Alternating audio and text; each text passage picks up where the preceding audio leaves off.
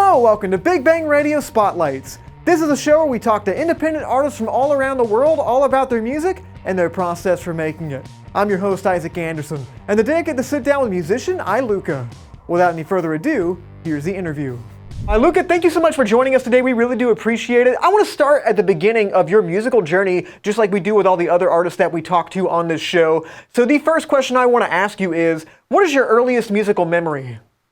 I do remember the first kind of time that I was interested in like the kind of creation of some kind of melody or song. I was 4 and I used to sit on the piano and obviously couldn't play anything, but I used to bang on the piano and make up these like little ditties, I would call them, kind of nonsensical ditties. And I'd have quite a clear memory of just sitting there and coming up with these little ditties that I still remember now, which is crazy. So that was kind of when it all started. And then, as I said, I was lucky to have a musical dad, and I was recording my first songs when I think I was 7.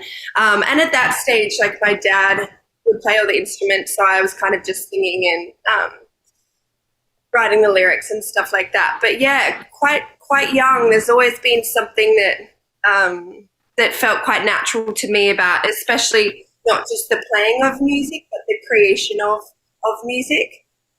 It's always just been there. Growing up, were there any songs or artists that you really drew inspiration from? Like, was there something that, like, you heard when you were young that really just got you on that path? I don't know, how did that go for you? When you're that young and you don't really have your own musical taste yet, it was definitely, I was listening to what my parents listened to, and they listened to a lot of the songwriters from the 70s, from the 80s, early 80s. So a lot of, whether it was Jackson Browne or Fleetwood Mac, my mum was a huge Fleetwood Mac fan. But a lot of the songwriters, Joni Mitchell, there was a bit of Talking Heads in there, the kind of 80s influence, the Eurythmics. A lot of the stuff I was listening quite early on was pop singer-songwriter sensibility. And I think without realizing that definitely has infiltrated into my music. And it wasn't till later that I started finding my own taste. And that was when I went more into the gospel, the kind of older R&B soul world a little bit more. But that early stuff was definitely a lot of the singer-songwriters, the kind of pop sensibilities of those songwriters.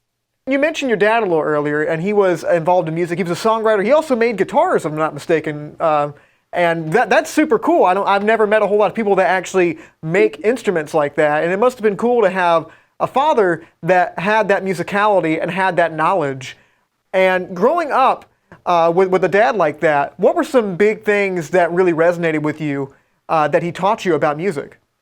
I remember from being a very young kid, and I was telling you I used to come up with these little ditties, and he always used to tell me that something was worth fleshing out if you got an idea, if you kind of got stuck in your head and you continued singing it. So he, I think, was the first person that really made me aware of what a hook was, and how important, if you wrote something and you were still singing it the next day and you can get out of your head, that was usually the sign of a good song, which again is very kind of pop sensibility writing. So I really do think from a very early age I've been quite, like, I would argue a little bit obsessed with finding this like perfect melody, this perfect little hook.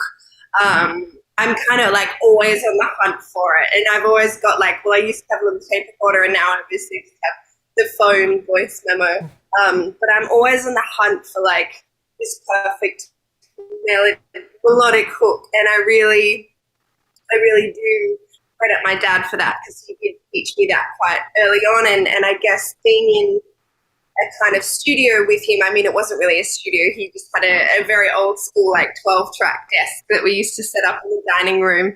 But being able to flesh out a song, so as a kid, fleshing out your own song and seeing what he did instrumentally to my music, and I think that was all really important as well, watching him work the way he did, and being able to be in that environment so young, because playing a song and putting your own song together in a, let's just call it a studio setup, is very different. You know, you think very differently, you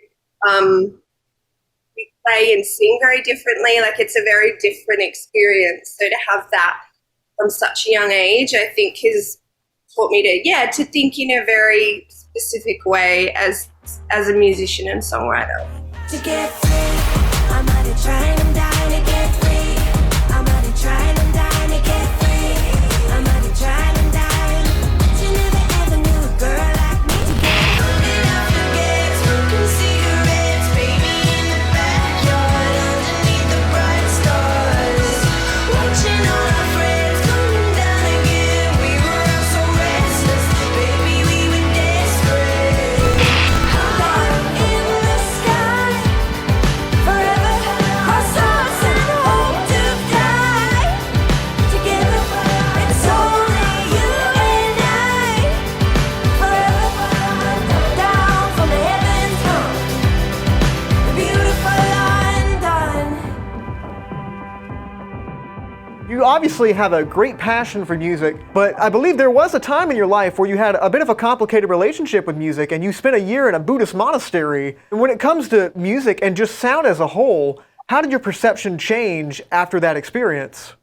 I think before that, I became quite attached to the music, and I'd release it in the world, and if it didn't do what I wanted it to do, what I expected it to do, it was really wasn't mentally good for me. I struggled mentally with the whole process of being a songwriter. And before that, you know, I'd been with a label and there hadn't been, it wasn't working. So there was just a lot of things not working before that. And afterwards, I think I was able to, and what I try to do, I'm definitely not saying that I'm perfect, but I think I try to just do the work, to create, to put out and move on. Don't get too attached to anything, because it's a game, right? You don't know what's going to happen. It's you can't get too attached to it, otherwise it's mentally rough.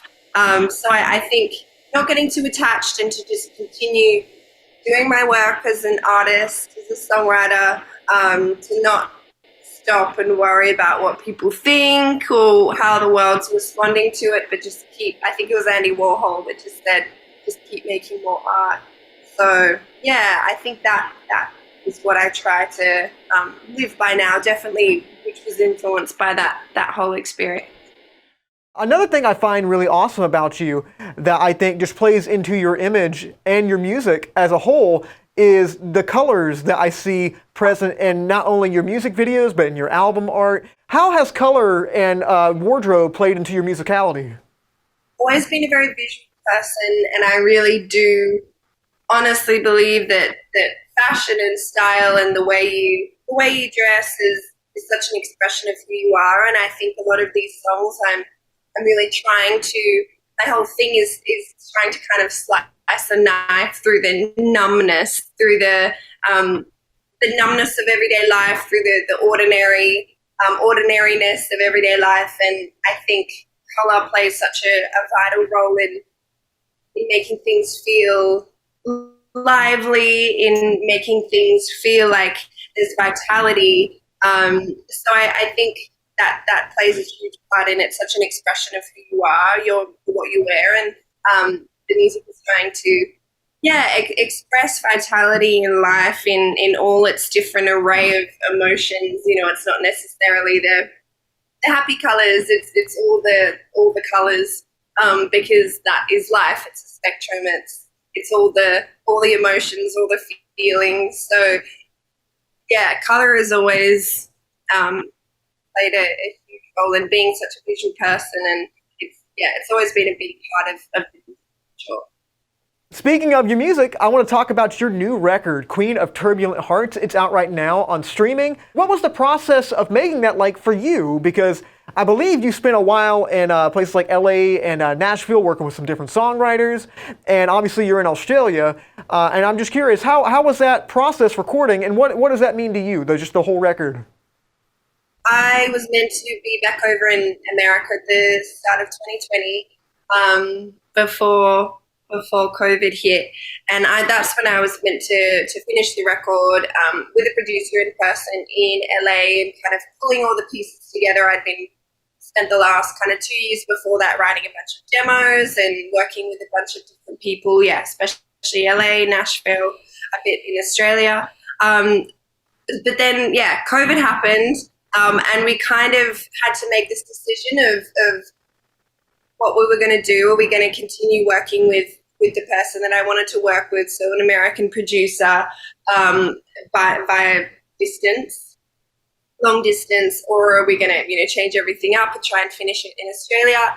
And finally the decision was made to work with someone to continue the plan that we were going to carry out, and worked with an American producer. So it was all long distance, which, look, I'm very happy and grateful that we could do the record in such a time as the last 2 years. I wouldn't do it again because there's nothing like being in a room with someone and getting to work on songs together.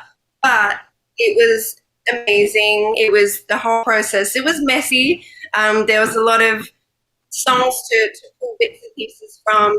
There was a few new songs written for the record. But it was a process. I've never done anything like it before, sitting on a Zoom all day, every day.